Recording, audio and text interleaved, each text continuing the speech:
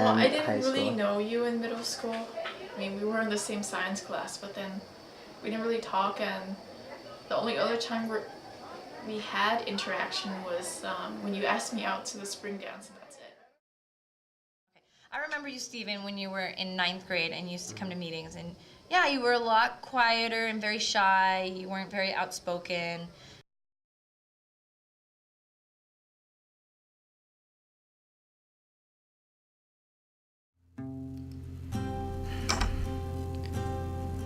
Mama, Papa, there's so much I want to tell you both.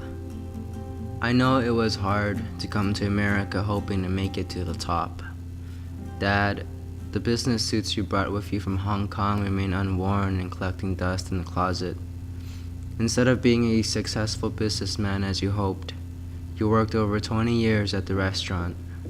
Mom, you spent hours over the sewing machine for 6 years until working alongside Dad at the restaurant. When I was 2 years old, you brought Carmen and I to China for Grandma and Grandpa to take care of us. I never understood why you did that, but now I know it is because of all the work you had to do. Mom, I want you to know that I'm different. You've said I was not normal before, but I don't think so. I'm just different, and I have always been. Middle school was a time of confusion, despair, and denial. I hated it. I turned to God, and I prayed to Him every night with the Bible beside me. Every night I told God, Lord, please don't let me die of AIDS, and please make me straight. Remember when I used to go home all the time, Mom? I went to the nurse's office and complained of stomach aches. I told you the pain came from the microwave pizza you gave me for breakfast. The pain really came from my bully. I would just sit there and take it in silence. Look at all his pimples. He smiles too much. He's so gay. I know you don't understand me, but some of the things you say and do hurt so much. Do you remember when we were driving home the weekend after Thanksgiving, Dad? The sun was just setting, and I was a sophomore. We had our first conversation about homosexuality. You said, AIDS is a big problem because of gays. Gay men sleep with other men while sleeping with their wives. Gay people are against God. Gay people choose to be that way. It is simply not normal. Though I knew you weren't targeting me, I felt like you were sucker punching me with every blunt statement.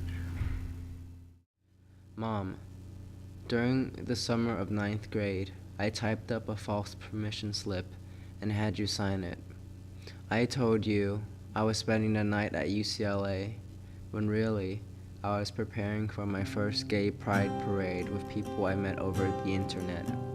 Pride changed my life. It made me accept myself for the first time. When I came out in ninth grade, I felt like a bird that has just been released from its cage, free.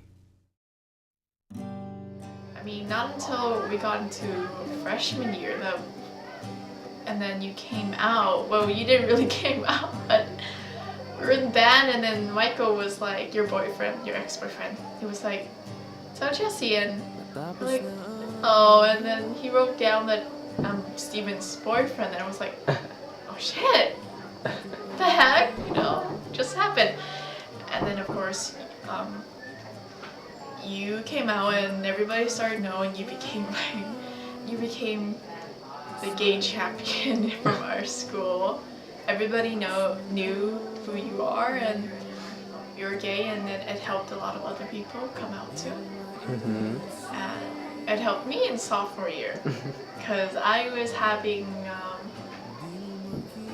I don't know, sexuality confusion. And so I told you about it, and then yeah, you helped me come out, it was cool because I didn't know about these things and you talked to me about it. And with you there, I just felt like, wow, I'm not the only one, you know. And then you were very open about it, and you were very supportive of it. You've aspired to do many things in your high school years. I mean, politically, artistically, and just like how you feel so passionate about, you know, gay rights and people's rights in general and student rights. And then how you did the eye project. That was very cool. I thought that was very cool. Now I would say that out of all the students at San Gabriel, you're probably one of the students that I know has the strongest beliefs and the strongest convictions and the strongest ideas of what's wrong and what's right and justice and you know, the advocate for the students on campus. That's one thing that I've noticed that you've become, and I'm really proud of that change because I do see a change from your 9th grade year to now.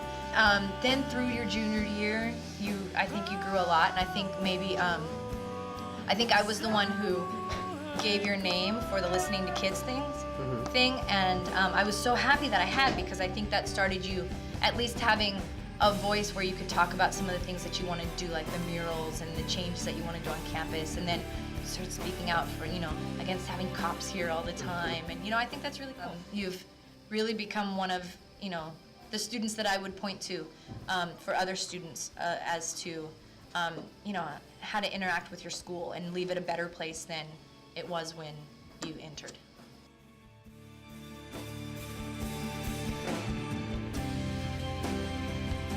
Mom, Dad, thanks for everything you've done and everything you continue to do. I know you don't understand me. I know that I would never have the Chinese wife and the type of family you want me to have. But I hope you can acknowledge that my intentions are good. I want you to see the activist. I want you to see the artist. I want you to see the leader. I want you to be proud and see me for who I am.